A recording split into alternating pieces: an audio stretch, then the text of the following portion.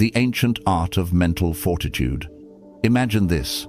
Your phone buzzes with a notification. Your boss wants a report by tomorrow morning. Your partner is upset. The news cycle screams chaos. You feel that familiar knot in your stomach, that rising anxiety that whispers, "You're losing control." But what if I told you that control isn't out there in the world? It's in here, in your mind. 2,000 years ago, the Stoics, men who lived through wars, slavery, exile, betrayal, and even empire, discovered a simple but powerful truth. If you can master your mind, the world can never master you. Today, we live in a world of distractions, opinions, and constant stress. Stoicism isn't some dusty philosophy locked in libraries. It's a toolkit, a set of hacks to help you reclaim your calm, your power, and your freedom. And in this video, I'm going to give you 9 Stoic hacks for mind control, not abstract theory. Practical tools you can use right now to stop spiraling thoughts, silence the noise, and build a mind so strong that nothing and no one can shake it. So let's dive in. Hack number 1. The dichotomy of control. Focus only on what's yours. Imagine if someone handed you the ultimate cheat code for life. Not a 1,000-page philosophy textbook, not a complicated ritual, but just one sentence. Epictetus, once born into slavery, gave us that sentence. Some things are up to us, and some things are not. That's it. That's the hack. But here's the problem. We forget it every single day. We curse at traffic as if the highway will magically clear. We obsess over likes and comments online as if a stranger's opinion can define our worth. We lose sleep worrying about outcomes that were never ours to command in the first place. The Stoics demand that we stop this madness. Draw a line in the sand. On one side, the things you control, your thoughts, your choices, your actions, your effort. On the other side, everything else, the weather, the market, the past, the future, other people's opinions, even death. Here's the mind control trick. Put 100% of your energy into your side of the line and refuse to waste another ounce on the rest. Think about it. Your boss criticizes your presentation. That criticism? Not yours. What is yours? The decision to grow from it, to improve, or to collapse into self-pity. That choice belongs entirely to you. Try this experiment tonight. Grab a piece of paper. Draw 2 columns. In my control, out of my control. Write down every stress circling your head. Then make a promise. I will only invest energy in column 1. It's like spring cleaning your mind. Stress suddenly has borders. Chaos has limits. You reclaim mental real estate that was never supposed to be occupied by fear, resentment, or worry. The dichotomy of control is simple, yes. But simple doesn't mean easy. It's a discipline, a daily practice. And once you start living by it, you'll realize the truth. Freedom doesn't come from controlling the world. Freedom comes from controlling yourself. Hack number 2. Negative visualization. Prepare for loss before it strikes. The Stoics practiced something that sounds almost unsettling at first. They would deliberately imagine losing the very things they loved most. Marcus Aurelius, the emperor of Rome, would tuck his children into bed at night while quietly reminding himself they might not wake tomorrow. Seneca, one of the richest men of his time, would rehearse poverty, envision exile, even picture his own death. Morbid? Number. It was the opposite. It was liberating. Here's why. Most of our suffering comes not from what happens, but from the shock of it happening. Anxiety is the gasp of, "I never thought this could happen to me." Negative visualization is mental armor. By facing the possibility in advance, you rob fate of its sting. Think about it in modern life. Imagine your phone slipping from your hand and shattering on the pavement. Imagine getting the call that you didn't land the dream job. Imagine being stuck for hours in traffic with no way out. Now, breathe it in and then remind yourself, I could survive this. I would still be me. When you do this, you're training your mind to respond, not react. The imagined loss lowers the emotional spike if or when it really happens. Instead of panic, you nod knowingly and say, "I expected you." And here's the paradox. This practice doesn't make you gloomy, it makes you grateful.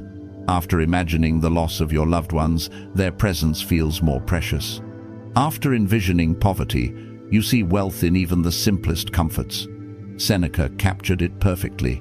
He who suffers before it is necessary suffers more than necessary. By rehearsing life's blows, you don't multiply suffering, you reduce it. So tonight, before bed, practice this Stoic hack. Imagine losing what you take for granted. It will sting a little, but tomorrow, when you open your eyes and realize you still have it, you'll feel a quiet joy. Gratitude wrapped in armor. That's the power of negative visualization. Hack number 3. Amor fati, love your fate. If negative visualization is about preparing for loss, then amor fati takes it one step further. It's not just about bracing for life's storms, it's about learning to love the storm itself. The phrase means love of fate. To the Stoics, this wasn't resignation, it was power. Marcus Aurelius wrote, "A blazing fire makes flame and brightness out of everything that is thrown into it." Imagine that every setback, every disappointment, every heartbreak tossed into the fire of your life, only making it burn brighter. Most of us fight reality. We curse traffic, we resent rejection, we resist change. And what happens? We suffer twice, first from the event itself, then from our refusal to accept it. Amor fati dissolves that second layer of suffering.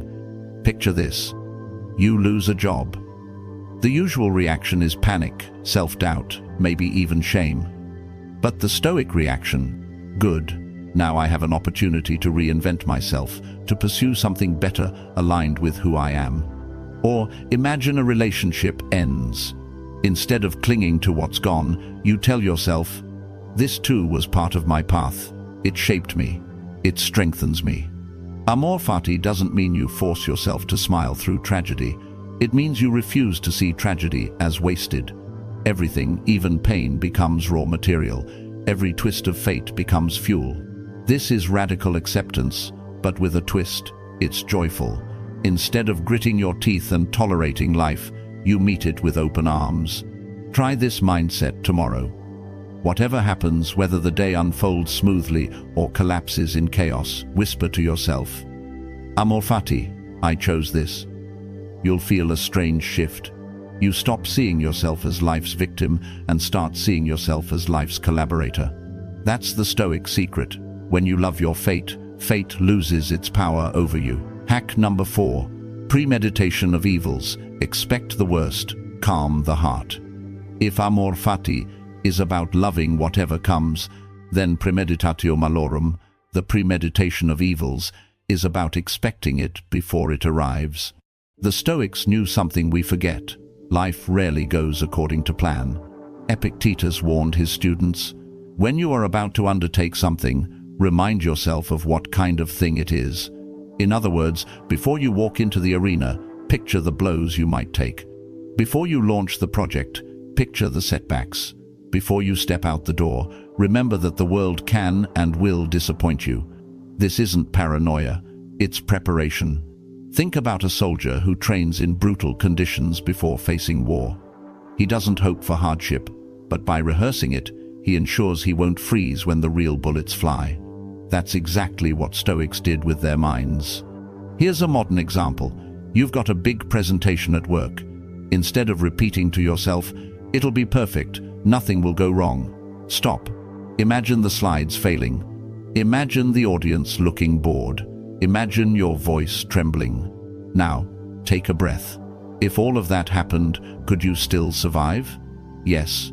Would it be the end of you? By premeditating misfortune, you shrink it. You strip it of its surprise factor. You step into the arena already braced. Seneca once wrote letters to his friend describing poverty in vivid detail, sleeping on the floor, eating the bare minimum, so that when real deprivation came, he wouldn't be shaken. He called it practicing misfortune. Try this exercise tonight. Before bed, Write down the worst 3 things that could happen tomorrow. Then ask yourself, if this happens, how will I respond with strength? You'll find that the mere act of imagining it already strengthens your resilience. The Stoics didn't practice premeditation to live in fear.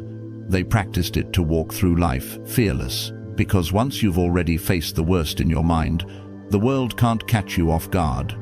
Hack number 5. The view from above. Shrink your problems. One of Marcus Aurelius's most powerful exercises was what he called the view from above.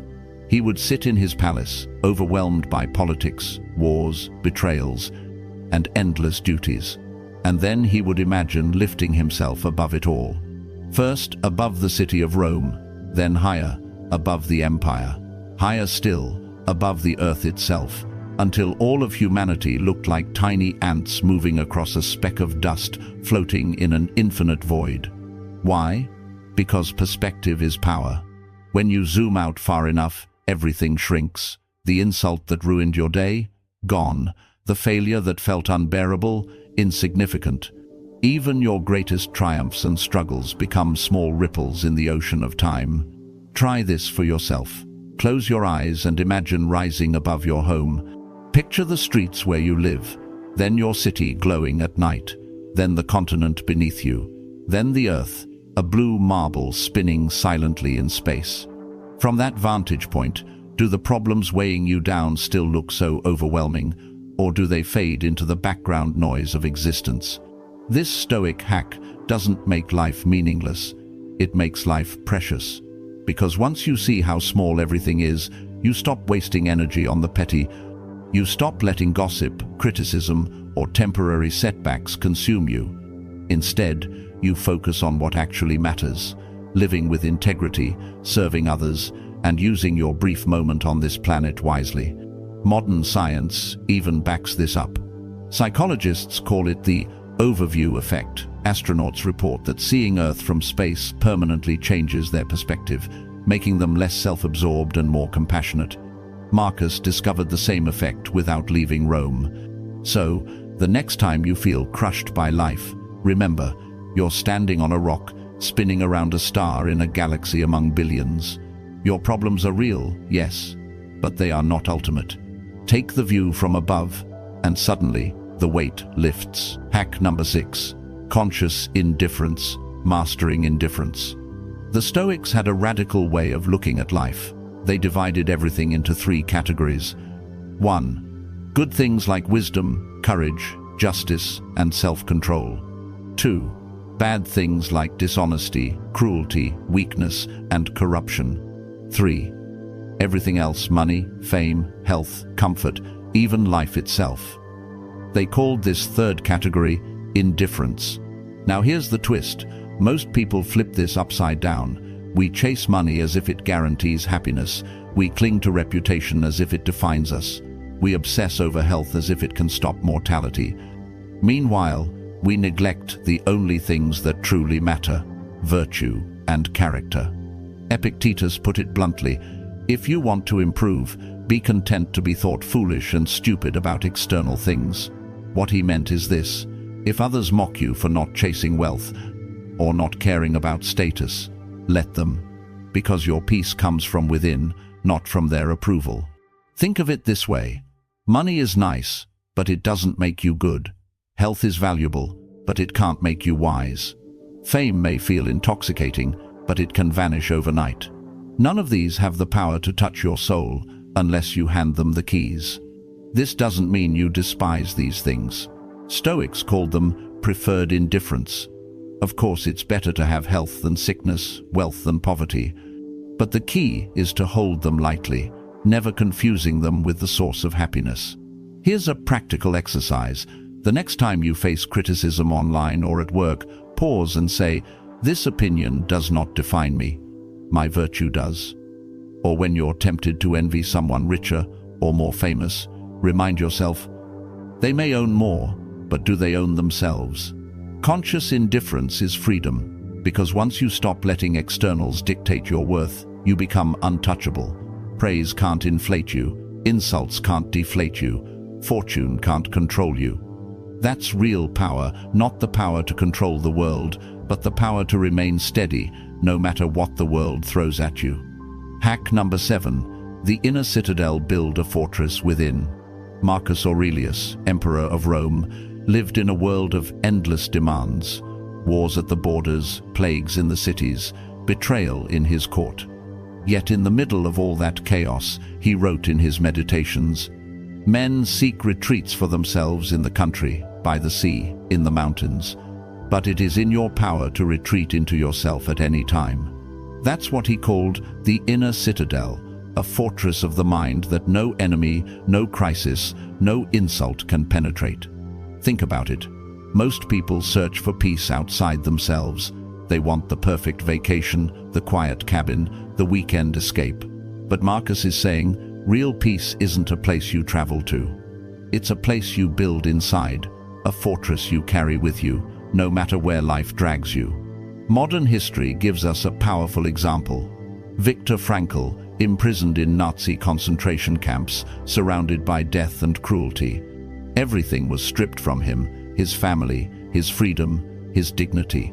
Yet he discovered one freedom that could never be taken, the freedom to choose his attitude. That inner strength became his citadel, the reason he survived when so many didn't. The hack here is simple. You must train your mind to retreat inward instead of outward. When someone insults you, don't lash out, retreat to the citadel. When the world feels like it's collapsing, don't panic. Retreat to the citadel. Inside, there is stillness. Inside, you decide. Here's how to practice. Next time stress rises, pause. Close your eyes for 10 seconds and imagine walking inside a fortress, thick walls, unshakable, silent. No one else has the key but you. In that space, remember, nothing external can touch your integrity, your reason, your will. The Stoics knew empires crumble, fortunes vanish, bodies decay. But the citadel within, if you build it, remains untouchable. That is true sovereignty. Hack number 8. Mindful attention. Control your focus. Epictetus once said, "Men are disturbed not by things, but by the views which they take of them." That one line reveals one of the greatest Stoic hacks of all, the power of attention. Here's the truth. Your mind is like a spotlight. Wherever you shine it, that's what grows in your life. If you shine it on worries, fears, and insults, they expand until they consume you. But if you shine it on gratitude, courage, and virtue, those qualities become your reality. Most people let their attention get hijacked. A rude comment online steals their peace for hours. A minor setback ruins their entire week. They hand over their spotlight to anyone who demands it. The Stoics refused to live like that. They trained themselves to notice their thoughts, to catch destructive ones before they took root, and to redirect focus toward what served them. Here's a modern example. You're driving and someone cuts you off. Your first thought might be, "What a jerk, they disrespected me." Anger floods in. But if you pause and reframe, maybe they're rushing to the hospital. The anger dissolves. The event didn't change. Your focus did. And that made all the difference. This is mindful attention, the discipline of choosing what you give your mind to. Try this practice today. The moment you feel a strong emotion, stop and name it. This is anger. This is fear. This is envy. By labeling it, you create distance. And with distance, you regain control. Marcus Aurelius called this the power to put the right thought in place of the wrong one. It's like swapping out a toxic seed before it grows into a forest. When you master mindful attention, you stop being a prisoner of every thought that wanders into your head. You become the gatekeeper of your own mind. And once you control your focus, no one else can control you. Hack number 9. Journaling for clarity, the Stoic notebook. Marcus Aurelius never intended for us to read his meditations. Those pages weren't written as a book. They were reminders, private notes to himself, his journal. And yet, centuries later, they stand as one of the greatest guides to mastering the mind. Why? Because writing is thinking made visible. A wandering thought in your head can confuse you, overwhelm you, or repeat endlessly like a broken record.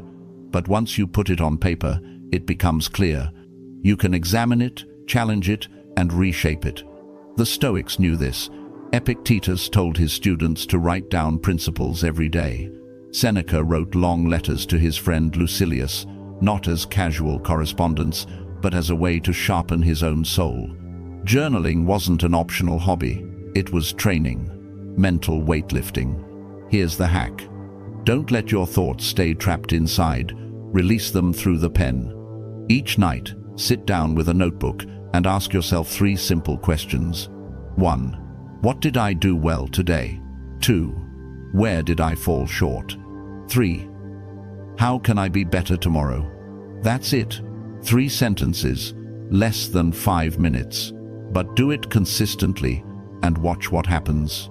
You'll start spotting patterns, the triggers that spark your anger, the excuses that hold you back, the moments when you were strongest. Over time, you'll refine your character the way a sculptor chips away at marble. And here's the bonus. Journaling doesn't just train your mind, it preserves your wisdom. Marcus never knew his journal would inspire millions centuries later. Your words may not be read by the world, but they will guide you. They will remind you, on your hardest days, of the truths you already know but often forget. A mind left unwritten is a mind untrained, but a journal becomes your mirror, your teacher, your battlefield. Each page is a brick in the fortress of your inner citadel. So tonight, before bed, grab a pen. Start small, write 1 honest sentence. That's how Stoic mastery begins, 1 line at a time. Conclusion: 9 hacks, 9 keys to real mental freedom. The truth is, the world will never stop being noisy. People will fail you, challenges will keep coming. But if you apply these Stoic hacks, you won't just endure the storm, you'll walk through it stronger, calmer, unshakable. So here's your challenge. Don't wait. Pick just 1 hack and practice it today. Then drop a comment below sharing which one you chose and how you'll use it. And if you're ready to keep training your mind, the one thing no one can ever take from you, hit like, subscribe, and join us here at The Stoic Habit. Together, we build inner strength that lasts a lifetime.